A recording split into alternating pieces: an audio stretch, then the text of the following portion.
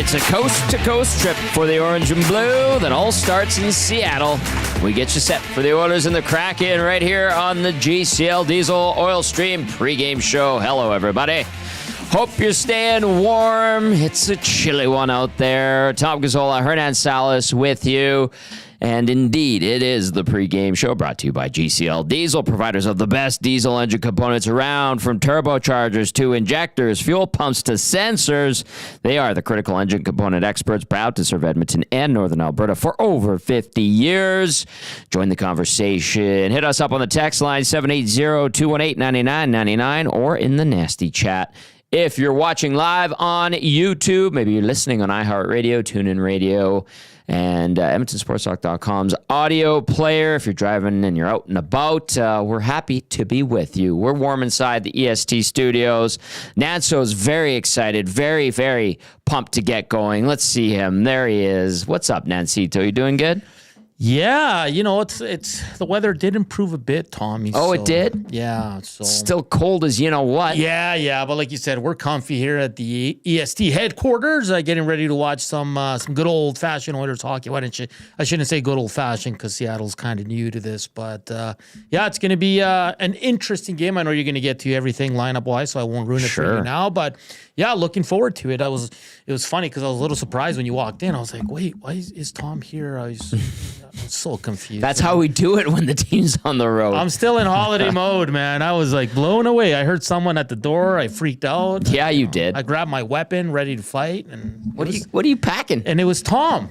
It was me. Tom. I had to unlock the door. What the hell's going on around here? Let me in. Split shift for this guy. We had a great episode of Hello Hockey earlier today. Myself, Sean Bell, Ben Thompson, Jeff Truitt, head coach of the PA Raiders, who also coached the U18 Team Canada team last year and had experience with Canada at the World Juniors, part of the 04 and 05 teams that won silver and gold.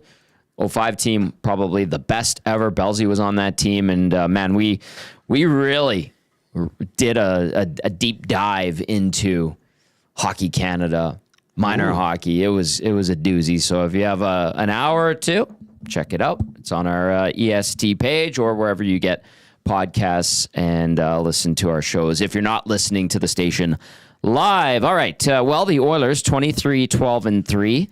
Seattle coming into this one 17-19-3. We will hear from Mike Benton from the Kraken Audio Network, our old friend, who will give us the scoop on the Kraken heading into this one. They're coming off a 4-3 shootout loss to the Vancouver Canucks on Thursday. Of course, the Oilers winning last night against the Anaheim Ducks. Maybe not the way people wanted them to win that game, but they got the job done. Some people hated the term "a win is a win." We tried not to use it last night on the post-game show, but at the end of the day, they ended Anaheim's 3-game winning streak. The Ducks had beaten the Oilers to start the streak. They beat the Devils, who are a very good team. And then they also happened to beat Winnipeg the night before, and Edmonton put a stop to it. Maybe Edmonton I think they should have been up way more in the second period, but ultimately the Oilers get the 2 points.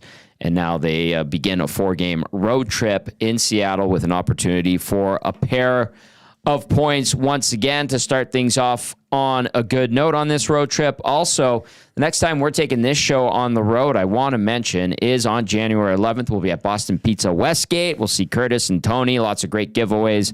Looking forward to getting back down to BP Westgate and seeing a bunch of the nasties. It feels like I haven't seen nasties. Some of them came by over the holidays, and it was great. But like just the ones that come out to events. And now that Monday and Thursday night footballs are no longer a thing at Century Casino Sports Bar and Lounge because the regular season is concluding, people can come down to Boston Pizza Westgate and hang out with us. And we're going to have a lot of fun, good food, good times, good bevies, and good giveaways. So January 11th, BP Westgate. Before I get into the starting lineups and before we get Matt Kassian in here for Game Changers, Nanso, do you have a question of the night? I do. So, fire away. Leon Draisaitl's on a 13-game point streak. I think his career high is 14. He can tie it tonight, Tom. But, like you mentioned, the Oilers are in a 4-game roadie that will see him go tonight in Seattle, then Boston, then Pittsburgh, then Chicago. Yes. Okay, so I want to ask, Will Leon Draisaitl's point streak be intact when the road trip is over? Yeah, I think so. And the reason I'm asking is because these teams, I mean, he's usually good against the Bruins. Penguins is usually points night. Chicago, it's always it's funny because they're tight games, but I always feel like McDavid and Draisaitl always lead him to a win. So I think he's gonna get a point in all these road games, Tom. I truly do. I don't see why he won't. I would say yes, he's gonna get a point in every one of them. He's been on fire. He's having a great season. We had Reed Wilkins on yesterday, who was saying that Leon should be getting Hart consideration. I don't disagree with that. Yeah. If he continues to play this way, like, look out. So yeah, I'm kind of on board with it. I think he does continue this point streak and sets a new personal record when it comes to points in consecutive games. So let us know your thoughts. 780-218-9999.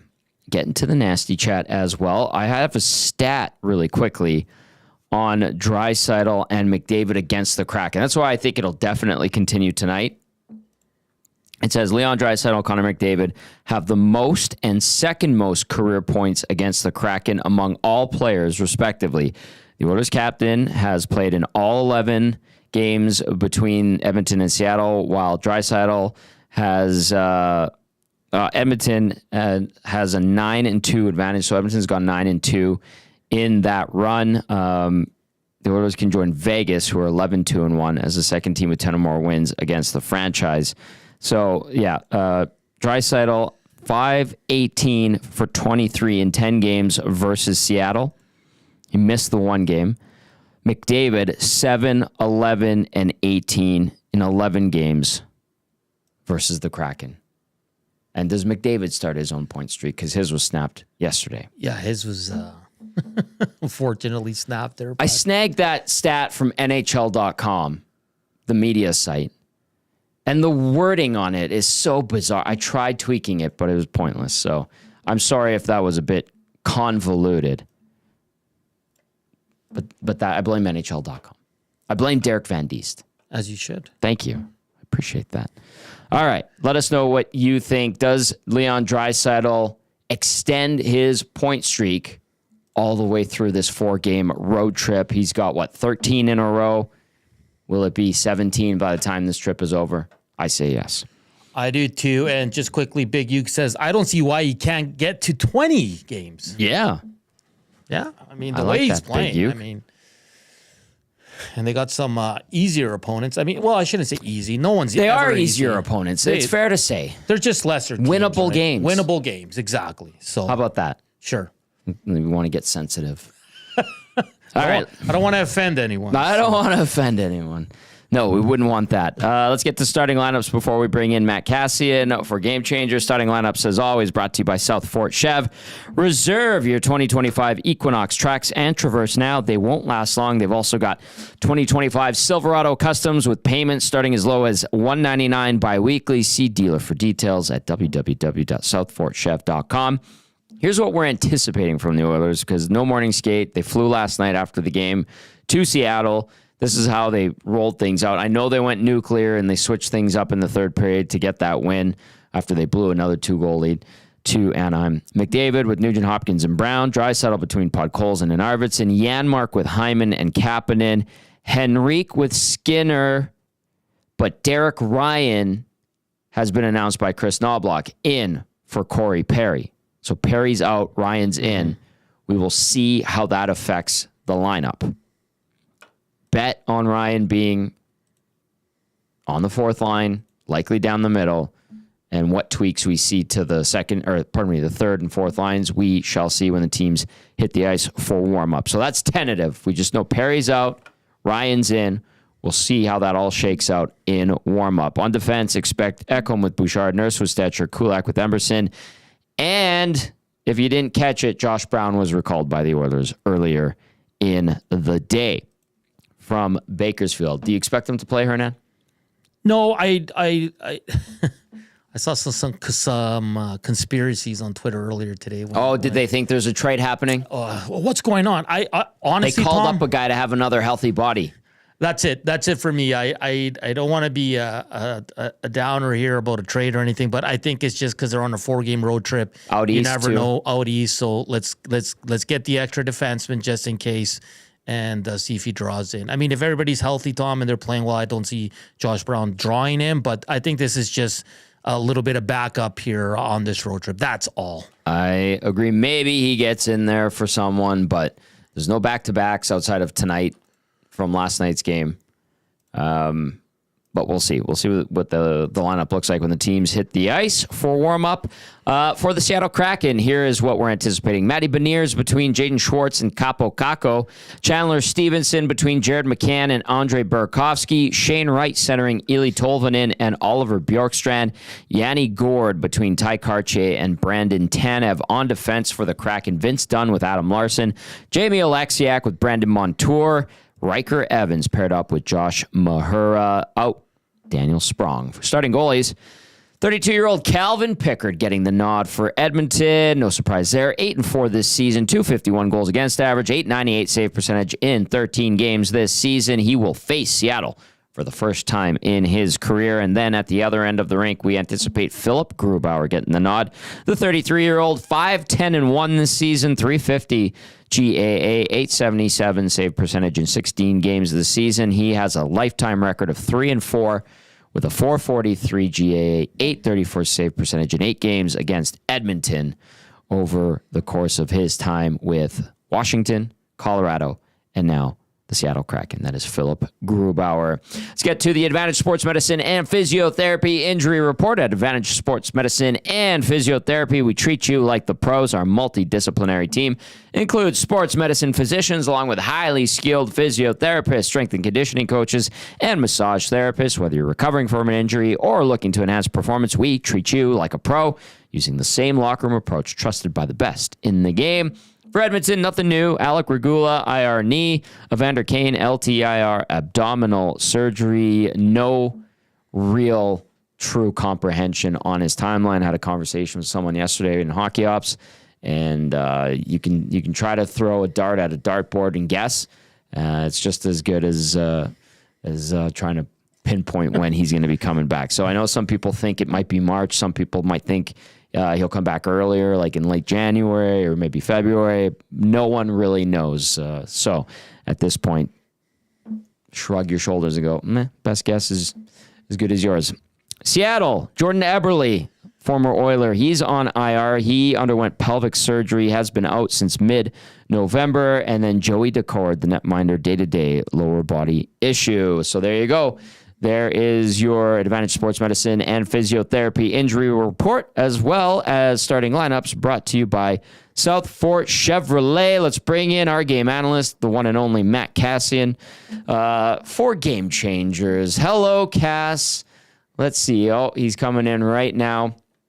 Good evening. I have to say, it was very adorable seeing you and Mandy skating on the ice together. Great photos and Instagram updates, and looked like she was helping you stay upright on the ice. Yeah, she definitely was. It's actually pretty amazing for a girl from Texas that can skate.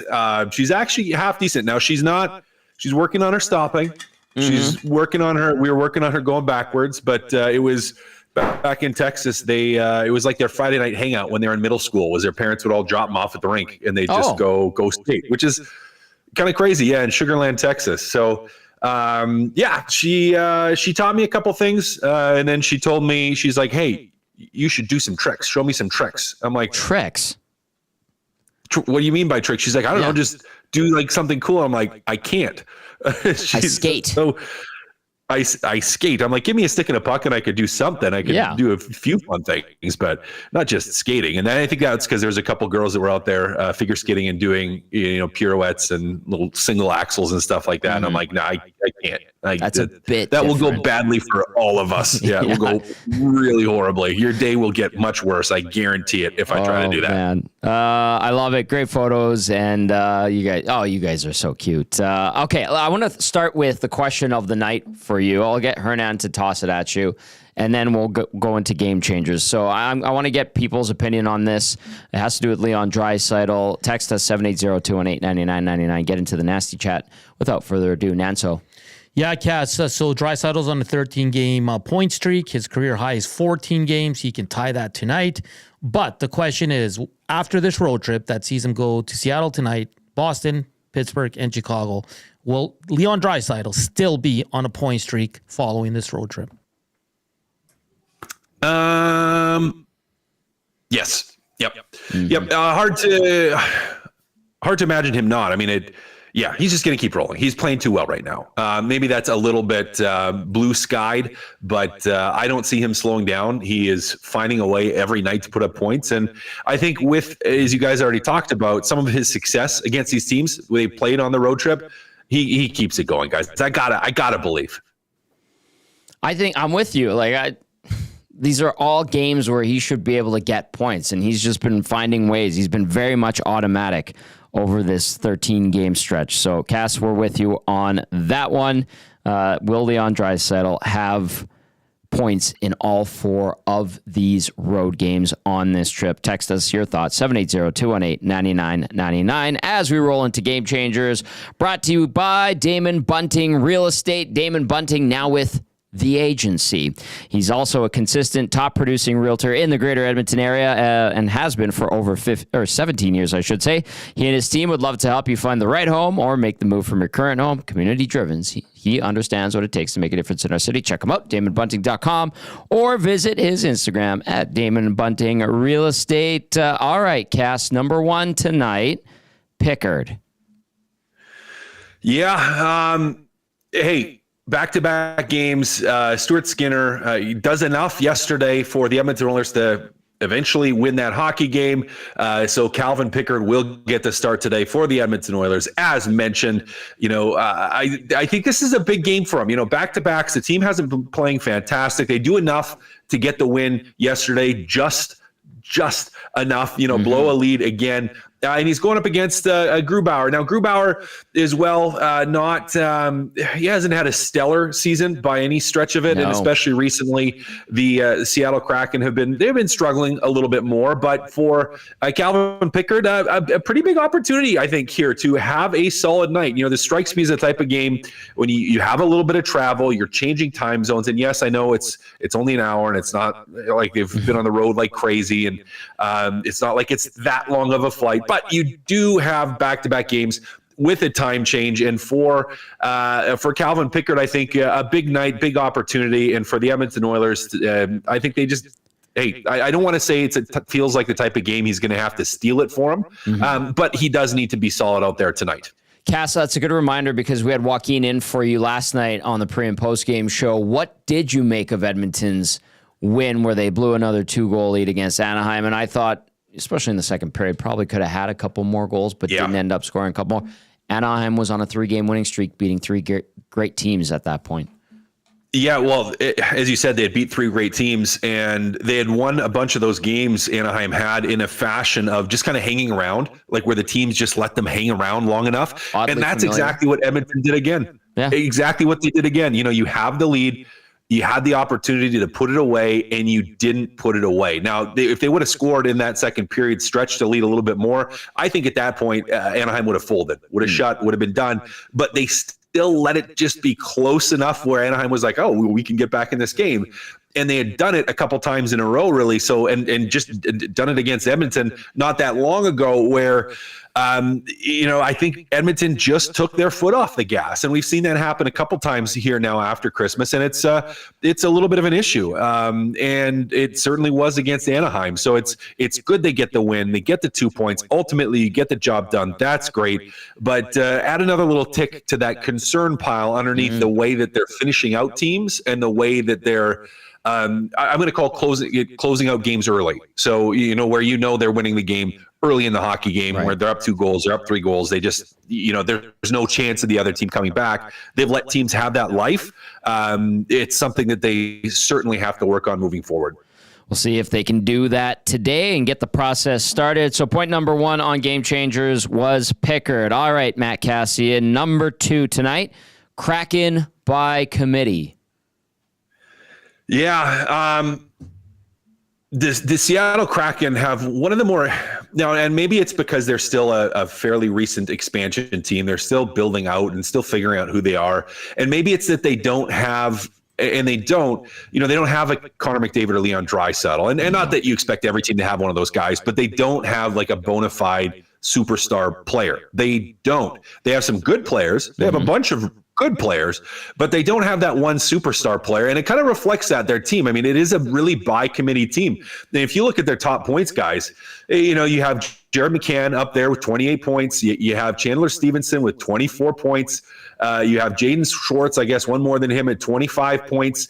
Montour on D, a bunch of assists, a couple goals too, 22 points. And you just kind of like, there's no one that's like crushing it from a point standpoint, right. But it feels like everybody is involved on this team. So it is really, I don't want to say it's a pure 4-line team, but their top 3 lines, they all are kind of similar in terms of the offense that they generate. And, I had the chance to watch them live a couple of weeks ago, and it felt that same way, where it's like there's not one guy that gives you that extra pop, but they do work hard, they do press, and they have 3 lines that are like, they're all kind of, it's like a line full of second lines. Yeah. Or like line 2.5, like where they have 3, lines of guys that are kind of second line or third line on a lot of teams. They don't have that bona fide top line yet at this point, but still a group that you have to play well against, and particularly even more so than your top guys. I'm going to point at your depth players for the Edmonton Oilers, where it's like, well,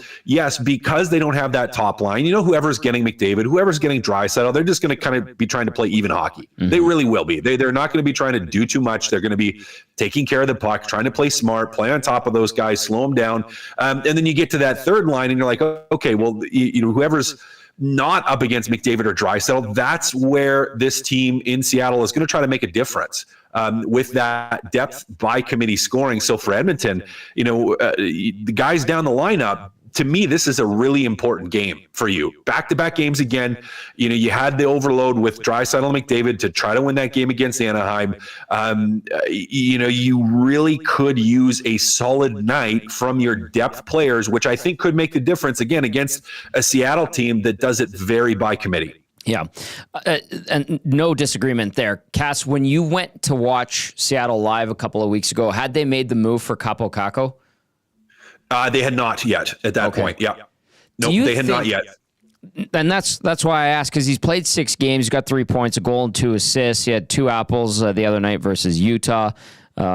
He's been held pointless in 4 of those 6. But do you think a change of scenery for Kaapo Kakko, paired up with Matty Beniers and Jaden Schwartz? I know that's their top line right now, and Beniers has a 3-game goal-scoring streak, 4 games with points now. Do you think Kaapo Kakko could start to blossom into a superstar player, and even Beniers too? What do you see there? Into a superstar. Because Kakko's been around for, 4 or 5 years now? He's been around. He's still a young guy, though. At the same time, like he's young. Like he's 23, I think now. Like he's a guy that stepped in the league quite early. Mm-hmm. I don't think there was a ton of room or opportunity consistently in New York. Like New York, I know they haven't been playing very well this year. The last number of years, they've been a really good team. Yeah. And they've had some really good forwards, or have some really good forwards. And I don't know if he ever was able to find his groove. I think there's room for improvement. I would hesitate to say that I see him all of a sudden blossoming into a superstar player. I mean, I don't it's fairly rare that we see a young guy traded like that, where all of a sudden he does become a superstar. Like it has happened a few times. I don't see it happening this time. We'll see if he has an impact on this game playing with Beniers and Schwartz. All right, it is Game Changers, brought to you by Damon Bunting Real Estate with our game analyst, Matt Kassian. You can text us 780-218-9999 or get into the nasty chat if you have any comments or you have any questions for Cass or any of us. Fire away as we get you set for Edmonton and Seattle. First of 4 meetings between these two clubs. Cass said Pickard, number 1. Cass said Kraken by committee, number 2. Cass says, find the intensity, number 3.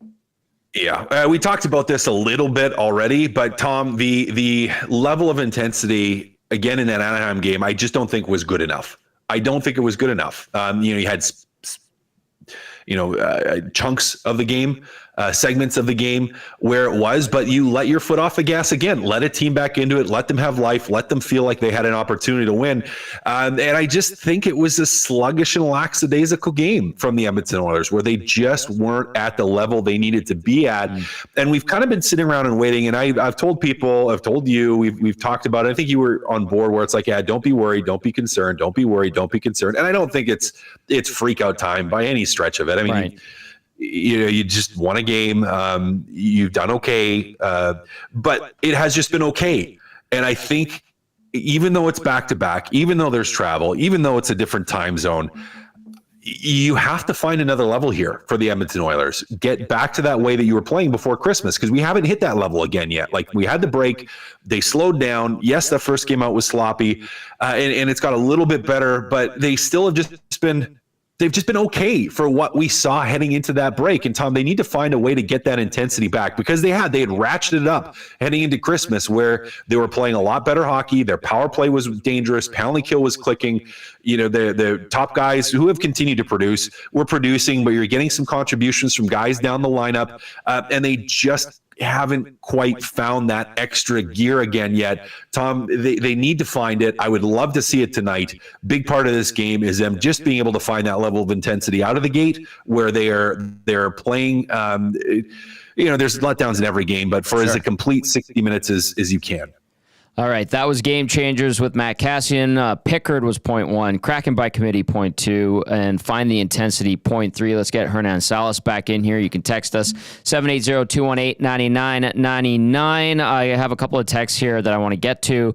Scalding Gord says, Seattle has one thing the Oilers don't, a coach from Warburg. Seattle did have a coach from Warburg. He was let go in the offseason. Dan Bylsma is now the head coach, not Dave Hackstall. Who's the other one? Lindy Ruff in the NHL? Lindy Ruff. There we go. So, he was the original coach of the Kraken. He's no longer with them. I know he's doing some scouting. I saw him scouting, I think for Detroit maybe. He was in the press box here in Edmonton. And then a couple of texts here, guys. One says, let Josh Brown take Bouchard's place if Bouchard keeps giving up breakaways, LOL. It's not like Bouchard is scoring any points of late. It's a bad take, LOL. So a bit of a joke there. And follows up with, Leon will break his point streak 100%. If anything, he'll get an empty netter to keep it going. And then finally, stacking up these texts, says, Cass, if you can pick a bottom six player to score today, who would it be? And you talked about the depth, guys. Yeah, if I talked about the depth guys, who would it be if I could pick someone to score? Corey Perry's out, by the way. Yeah, I know Perry's out. I mean, I still kind of got to go back to Jeff Skinner. I still, I want to see that salvaged in whatever way it can. I want to see that tide turn somehow. So I'm going to pick Jeff Skinner, because I want the guy to start to play well. I want him to be able to contribute and be a part of this team in a good way. So I'm going to pick Jeff Skinner. He did set up Leon Draisaitl, Darnell Nurse yesterday for his goal. Nancito, what do you got? Is it fair to pick Hyman because he's technically on the third? No, just kidding. We don't know the lines yet, right? We don't know the lines. But no, I'm going to go with the janitor. He doesn't score a lot, but when he does, it's always a good time. So I'm going to take Matthias Janmark, Tommy. Oh, okay. I'll go with Adam Henrique. Oh, okay. He needs to get going. He really does. Offensively, defensively, he's been okay. He had a bad game last week in LA. I don't think he was particularly great in Anaheim either. He's been pretty quiet, unfortunately. But there's a guy that, if he can get going, would be a great boon for this team. Let's see, a couple of texts here. Cass making some good points, says free beer. Great handle. Finger Mover says number 18 down to line number 3. And Zedmo says, I think Hyman and Janmark should flank Leon for some shifts. What do you make of the lines that we saw yesterday? I know we're waiting for the team to hit the ice for warm-up in Seattle, but we're talking about balance, and it was Hyman that was moved down, and he was with Kapanen, and there's a couple of different centermen. I think Draisaitl had a couple of shifts with those guys. What do you think Chris Knobloch's trying to do here, Cass? Well, spark some intensity like we talked about, where it just wasn't there. Not enough guys were going. And so you went to more of a blender than you normally do. And that's where you saw, some of the centers rotating through as well, just as trying to don't want to say it's not quite like throwing mud at the wall to see what sticks, but you kind of are at the same time. Maybe you're throwing some not quite al dente spaghetti at the wall to see if it sticks, right? Yeah. You're throwing some high quality stuff, but you're trying to figure out what's going to work here. And what do I make of it? I don't think it's reflective of how Hyman is playing. I just think that was reflective of how the team was playing that game, which was blah, meh. There just wasn't a lot there. So, I mean, I don't know. I'm not reading into it too much. I guess that's what I'm trying to say. Cass, you brought up the point of you need, like, it was a good start. You need some intensity. You need some, excitement going into this game. How tough is it for these players? They played last night, travel, get in late, and this morning just get up, go for breakfast, probably have a nice dinner, and then go to play. Is that why it was one of your game changers? Because are you kind of anticipating it might take them a while to get the legs going? Well, it could. I sure hope it doesn't. Again, like you just pulled that one out yesterday by the skin of your teeth, right? Like against a team that you should beat, that yes, had been playing some better hockey, but you still should beat. Like you should beat the Anaheim Ducks, and they do ultimately, but it wasn't in very good fashion. So the reason I picked that is it's not a trap game, but back-to-backs with travel, they can be tough mentally, emotionally. And so it's kind of a little bit of a gut check to say, okay, where is this team at mentally, emotionally? Where is this team at? Are they satisfied with how they're playing? Are they satisfied with where they are? Or are they in a mindset already at this point that they're going to push?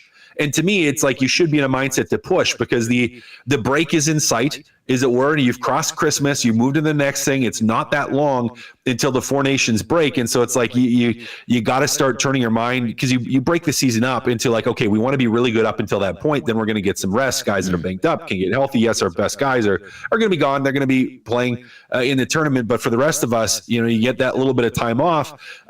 You don't want to just kind of softly limp into that, right? You want to be building and growing and pushing, and we haven't seen any kind of a real push from them since the end of the Christmas break.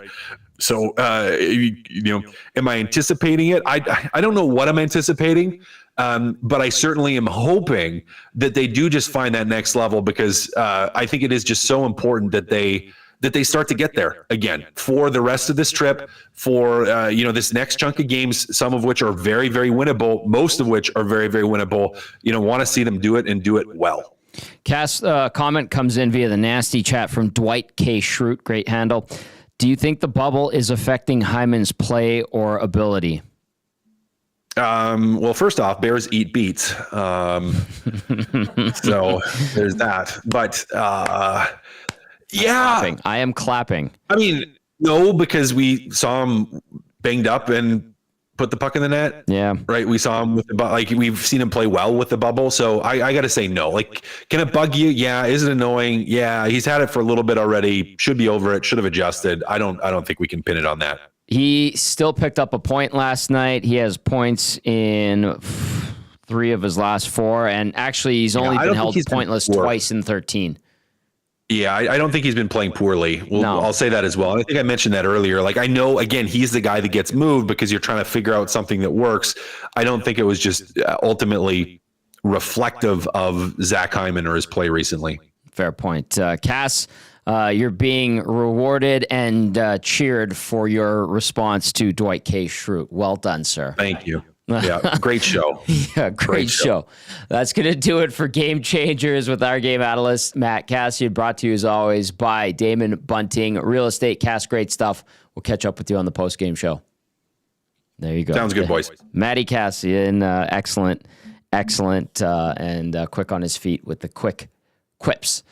We will be joined by Mike Benton shortly. The Oilers and the Kraken about to hit the ice for warm-up. Nanso, any other things you want to hit on before we get to Mike Benton? No, I'm just intrigued to see the lineups. On the post game last night, I said I think they're going to go with Draisaitl and McDavid together. And I think because of the reasons of late travel played last night, I think Chris Knoblauch's not going to mess around and go with the big boys right off the hop. That's just my guess. We'll find out in about 5-6 minutes right after Mr. Benton joins us for the visitor report. So I'm intrigued to see the lineups. I'm okay with Perry sitting up. I really like Perry. I think his skill, obviously he's a lot slower, but he's always out there creating. He probably would have not been my choice, but right now there's really no one else but Jeff Skinner. Like, let's be truthful here, and I know people are asking for Nuge and other players, but those guys ain't coming. That's unrealistic because they're veterans, right? Yeah. So they've kind of earned that free card. If you're not playing well, you're going to stay in the lineup. So yeah, it was either Jeff Skinner or Corey Perry, but I'm also happy that Jeff Skinner stays in the lineup, to be honest with you. So I thought he was okay yesterday. Yeah, but again, like setup nurse. He needs one game, and Tom, and that could open up the floodgates for him.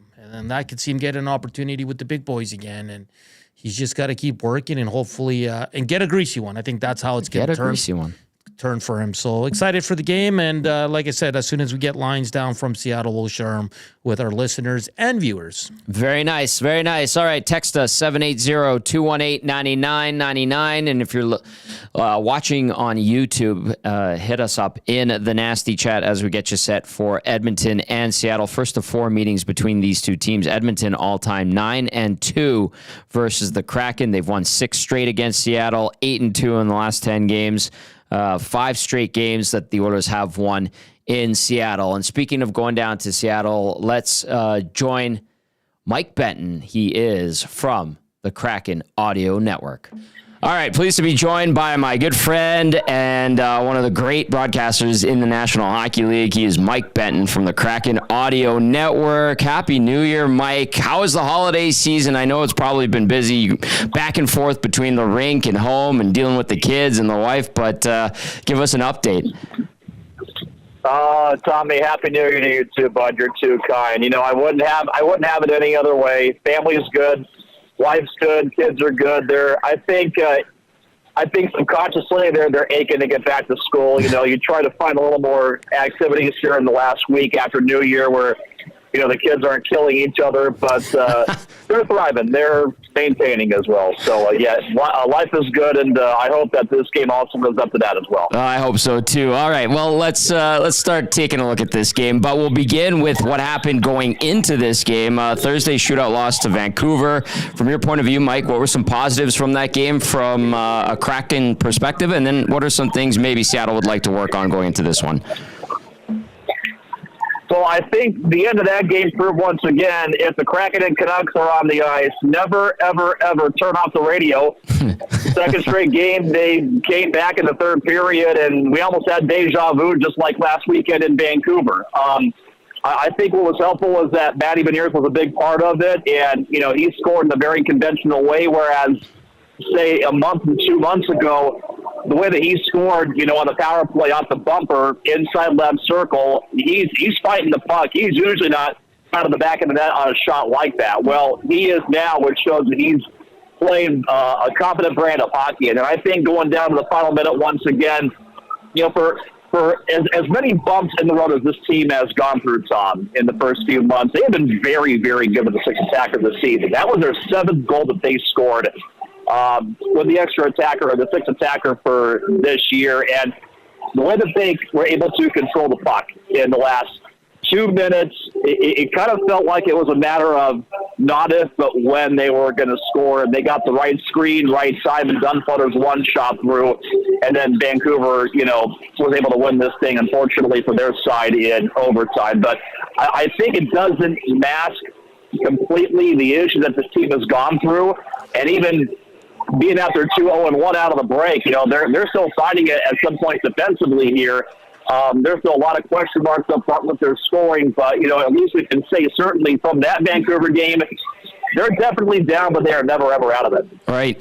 Scrappy type of team is my point of view on the Kraken, and I like to see that. Speaking of Matty Beniers, Mike, he's riding a 3-game goal streak. He's got points in 4 straight. I think that's good. I really liked him a couple seasons ago. Does it look like he's starting to round back into form a bit after suffering that concussion that took him out for some time? Yeah, I think many are starting to really gain confidence of where his game is heading in the recent couple of weeks here, Tom. And I think a lot of that has to do with who he's playing with now. And it's just been just a carousel of players coming in and out. And, of course, you know, if you got a new lineman every what seems like 3 games, there's just no rhythm right there. There's no chemistry, and you have to start back in square one. Well, when the Kraken traded for Capo Caco, they decided to go ahead and put him on Beniers' line right away. Right. And they put Jaden Schwartz out there. And Matty Beniers is a guy who's got to control, 200 feet of the entire ice surface. He really takes pride in that, but I think to put him with guys like Schwartz and then a guy who's got great skill but a big body and plays a simple game like Kakko, it's very straightforward. That did wonders, I think, for Beniers' game. And we're seeing some instant chemistry right off the bat. And a couple of plays that we saw here 2 games ago against Utah when the Kraken broke free of a 2-2 tie in the third period. Beniers was one recipient of these breakaway passes, but Kakko had 2 of them in a span of roughly 5 minutes. I'm talking like from his own zone all the way to the opposing blue line. On the tape for Jaden Schwartz, on the tape for Matty Beniers, they have been great at maintaining puck possession, controlling play in the offensive zone, and the numbers now are certainly coming. So, the one thing that Dan Bilesma said a while back about his game is that, even though the numbers may have dried up for Matty Beniers, there really is no effort that has gone lax on his game. He's not floating out there, and if there's one thing that's hindered him maybe, in this recent, month span, even going back to the beginning of the season, that he's almost trying too hard. And, of course, you all know when you grip the stick way too tight, you're overthinking plays, and the numbers are just going to, dry up. So for Matty Beniers to get back on this path, it required, I think, the first goal he scored, which was an absolute soft goal against Thatcher Demko. It was off his glove, 40 feet out, and tumbled right into the net. Well, he got one, and it helped him out there. And then 2 games ago, he got a breakaway pass, nearly fanned on the shot, actually, on the breakaway. Missed one, but then followed up his own rebound. Didn't even think behind the goal line, threw it right off of Karel Vejmelka and in. All of a sudden, bam, 2 goals in 2 games. And so he's played much more looser, more freer, and then we saw him score a goal in a more of a conventional way recently. So I think you can certainly see right there, besides the new line, the way that he's starting to produce offensively, you're starting to see him play a much more free style, which is helping this team out right now. Mike Benton joining us now from the Kraken Audio Network as we get you set for Edmonton and Seattle. Okay, we're talking about Beniers. We talked about Kakko a little bit. I wanted to hear about his impact since coming over from New York. I really liked Will Borgen.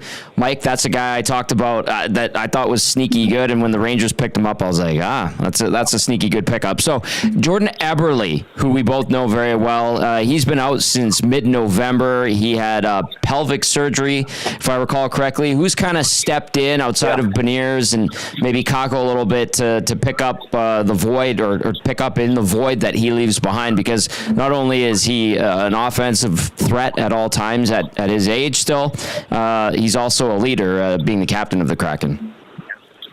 Well, I think what you miss with Jordan Eberle is consistency that he had with Jared McCann. And Jared McCann, after Eberle went out with the injury, his numbers really began to dry up. And I think the common thought around here was that if there was one player who misses his line mate, it's McCann. And it's been a bit of an adventure trying to find a different fit for him. But, yeah, we're seeing a little more offense come back here recently. I think ultimately in Eberle's absence, that, Tom, is actually the ultimate question of who's going to step in and fill the void long term. I like where Kakko's game is coming right now. All over the Orcs fans look great. Matter of fact, he's now 2 points off of the team lead in scoring, and he's been very, very quietly efficient. Just doesn't do anything terribly flashy, and I think got snake bitten last game against Vancouver. He had 2 breakaways, was robbed on a wide open one-timer left circle that Kevin Lankinen just barely got his pad over on. I like where his game has been trending recently, and then I think on the blue line, and you can easily, count this partially with, the inconsistency with scoring up front, but the blue line has been great. I mean, Vince Dunn, since he came back from his injury, has been phenomenal with producing offense. He's at nearly a point per game right now. And then Brandon Montour might be the MVP of this team, I think, at this point. He's chewing up big minutes. He plays a great two-way game. His shot back on the point is an absolute bazooka, and coming from a right-handed shot guy, someone that the Kraken really never had in that spot. That's been a big plus for this team this year here. So they're getting a little more of a presence on the blue line with helping generate offense. I got to include Riker Evans, too. He's been, I think, the most pleasant surprise with his development now on this blue line here for this season. So ultimately with Jordan Eberle, it's going to come down to, can you find guys like Beniers to get going in the right direction consistently? I put Andre Burakovsky in there, and we're seeing signs of life here from Jared McCann. But I think so far that blue line is really helping pick up a lot of slack as much as they can. Good reminder on Montour. That was an excellent pickup in the offseason. All right, we're quickly approaching the midway point of the season here, Mike. How has Dion Bylsma shaped this team since taking over behind the bench? Difference here in what Dave Haxtell has preached over the last 3 seasons. I mean, I think for the team that Haxtell had and inherited out of the gate, he had to employ, more of a defensive-minded approach because of just what they had and what was available to originally fill this roster. And, at some points, he did an incredible job at it, but, we all saw last season midway, there was certainly a point in time where it was the situation was ripe for a change. So with Dan Bylsma right now, there's been, I think, a bit of a gradual process here to rewire this team on how they think offensively, how they play defensively, and at times, he even said so about a few days ago, it's been inconsistent. They're still giving up a lot of chances right now. And I think a game like this, Tom, it's where you've got to really handle the puck with care because any play can certainly be like, a stick of dynamite, like right in your hands against McDavid and Draisaitl and the rest as well. But ultimately what he's looking for is more of a north-south type of approach. There's less regrouping, there's less backtracking as well, and they're pushing pace up. And I also even look at how they handle the game internally on an emotional standpoint. There was a little more of an even keel type of stance, and in some ways it works well for you. I think especially in playoff games, but at sometimes you need a bit of an extra bump. And this, I think, is something where I think Dan Bylsma hasn't been afraid to, I think, embrace the emotional part of this. If you need a big jolt out of the gate, it gets this team fired up. I think at some points where, if you're trying to battle front of the net or you're in a very emotional game, you're not going to get pushed around. So I think that's a new ingredient that this team has begun to embrace as of this point. It's still very much a work in progress, and they've got a big hill to climb right now to get back into this playoff picture here. But, I look back at what they were able to do and accomplish that comeback against Vancouver and then break free of a tie game in the third period. Those are important elements that this team has got to embrace long-term here for success under Dan Bylsma. Mike, if both teams are going north-south tonight, are you taking the over or the under on 6.5? What was the phrase? Never bet the under? Yeah. Always take the over? Did I have that right? I think so. It's like 6.5 right now. we could be in for a doozy, Tom. Yeah. I hope so, man. I really do. 2 teams with some excellent offensive weapons and maybe some leaky goaltending. We'll see. Mike Benton, always a pleasure, my friend. Thank you so much for the time, and have a great broadcast tonight, all right? Thank you, Tom. Appreciate you. Happy New Year, bud. Happy New Year. That's Mike Benton from the Kraken Audio Network. Great to catch up with Mike, and I think I was being kind to him, Hernan, talking about some dynamic offensive weapons when it comes to the Seattle Kraken. I know we talked about Matty Beniers there and a little bit about, Kaapo Kakko's potential even as a 23-year-old who's been around the league for the last 4 years or so. They don't really have... Jaden Schwartz and Jared McCann have had some good seasons, but they don't have guys that really jump off at the page. No, Off the page at you, pardon me. if you need a goal, Tom, on Seattle, who's your main guy? Matty Beniers. But he's had a tough go. he's had a tough Goals in season, 3 straight man. right now. Yeah, Oliver Bjorkstrand can do it. Daniel Sprong isn't even going to play tonight. Burakovsky's an option. That's what I mean. Every night it can be a different guy, right? 'Cause Yeah. you don't have that go-to guy. He did say Vince Dunn. He's having Vince Dunn's since he's gone to Seattle. He's really elevated his game. He's been outstanding. Yeah, he has been. They have a lot of what did we say, second line, third line type guys. Yeah, a team full of second lines, third line, But no guys, yeah. superstars, no thoroughbreds leading the charge, unlike some of the top teams in the NHL, the Oilers.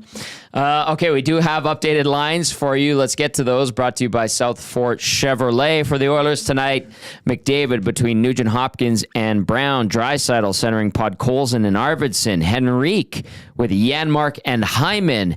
And then Derek Ryan returns to action in for Corey Perry. He will center Jeff Skinner and Kasperi. Kapanen on defense, Ekholm with Bouchard, Nurse with Stetcher, Kulak with Emerson, Pickard starts in goal. All right, the change is Derek Ryan back in, Corey Perry comes out, Ryan centers Skinner and Kapanen. What do you make of that, Hernan?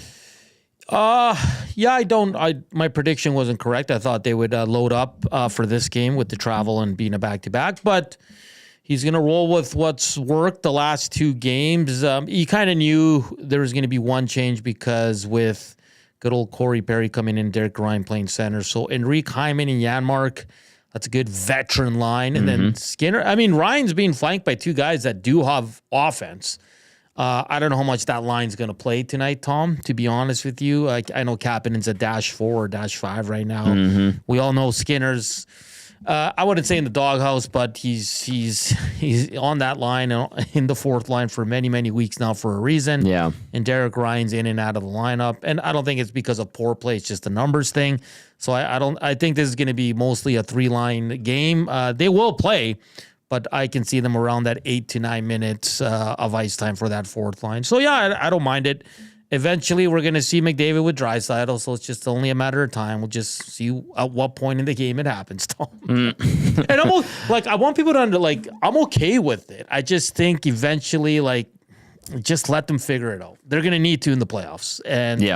And eventually going forward, but that can't be your only move every single time, even though it's a hell of a move and it works out more often than not. But I'm just saying, let the 4 lines roll. Let's see what happens. Let us know your thoughts, 780-218-9999. Get into the nasty chat as well. We have a few minutes here. This is the lineup we're anticipating from the Seattle Kraken. Matty Beniers with Jaden Schwartz and Capo Kakko. Chandler Stevenson between Jared McCann and Andre Burakovsky. Shane Wright centering Eli Tolvanen and Oliver Bjorkstrand. Ben Myers with Ty Karche and Brandon Tanev. No Daniel Sprong. He's a scratch. And then on defense, Vince Dunn paired up with Adam Larson, the former Oiler, and you heard Mike Benton and Nanso talking about the year that Vince Dunn is having. Jamie Alexiak with Brandon Montour. Good signing there, or good pickup there for the Seattle Kraken in Montour. And then you've got Riker Evans with Josh Mahura. It will be Philip Grubauer in goal for Seattle and Calvin Pickard for the Oilers. Your Advantage Sports Medicine and Physiotherapy injury report for the Oilers, Alec Regula, IR knee. Of course, you've got Evander Kane, LTIR with the abdominal surgery that he continues to heal from. No real timetable on his return. If anybody tells you otherwise, they're just making stuff up. As for Seattle, Joey Decord is day-to-day, and then Jordan Eberle is on IR with recovery from pelvic surgery. So there you go. There's your update and your starting lineups when it comes to injuries and starting lineups. Brought to you by South Fort Chevrolet and Advantage Sports Medicine and Physiotherapy. Okay, there's 12 games on the schedule in the National Hockey League. A busy Saturday. Let's get you up to speed really quickly, and then we'll wrap up with a couple of texts. Washington beats New York 7-4. Lots of goals in that one. San Jose 3-2 over New Jersey. Bit of a surprise there. Detroit 4-2 winners in Winnipeg. Toronto 6-4 win over Boston. I thought Boston might be able to pull that one out. Austin Matthews making his return there. Minnesota blanks Carolina in Carolina 4-0. Columbus with the 6-4 win over visiting St. Louis. Colorado and Montreal 1-1 in the shootout. Dallas and Utah after 2 tied at 2. After 1 in LA, the Kings and the Lightning even at 1. You've got Calgary welcoming in Nashville. Vegas hosts Buffalo, and Seattle gets Edmonton. All right. Any last minute text you want to get to there? Hernan, Simple 101 says, all right, good show, Tommy and Hernan. See you all after the game. Thank you, Simple 101. A lot of people talking about Jake Evans. I see Penner's Pancakes talk about Jake Evans. I've seen that name pop up every now and then. And then people daydreaming for Jake DeBrusk. No, I'm not even going to go there. Tom. Don't even go there. All right, Nat. No. So final thoughts from you as we get set for the Oilers and Kraken. First of 4 meetings this year, Edmonton's won 5 straight visits. They're 9-2 all-time versus Seattle and have won 6 straight overall. Yeah, I'm intrigued to see the start for this team. I know as Cass, he said you got to bring the energy. You played last night, you traveled, so I'm intrigued to see how the Oilers respond. Calvin Pickard coming off one of one of his off games so far, because he's been really good this year. Yeah. I'm intrigued to see how he bounced back. And Seattle's kind of up and down. They win 2, they lose 2. They're all over the place right now. And it's always a fun game in Seattle. But this is a team, like Cass said, the Oilers should beat. And I'm hoping they have a better effort. I shouldn't say a better effort. They were pretty good last night. They just got too cute at times and let the team hang around. So you're going to have to be good off the hop. So hopefully the Oilers can find a way to pick up another 2 points here. Somewhere they've been really successful as of late in Seattle, Tom. Get it done. Pick up those 2 points. You're going coast to coast on this 4-game road trip. Starts in Seattle tonight. Then it works its way into Boston, Pittsburgh, and Chicago before that big game on the 13th against the LA Kings here in Edmonton. Big thank you to Mike Benton from the Kraken Audio Network for hopping on, giving us Seattle's point of view, and a big thank you to everybody who watched on YouTube, who listened on iHeartRadio, TuneIn Radio, of course, EdmontonSportsTalk.com's audio player, and to all of those out there staying warm with us, we appreciate you. You know that. Be good. Enjoy the game. For Hernan, Salas, and Matt Kassian, I'm Tom Gazzola saying ciao for now. See you on the postgame show.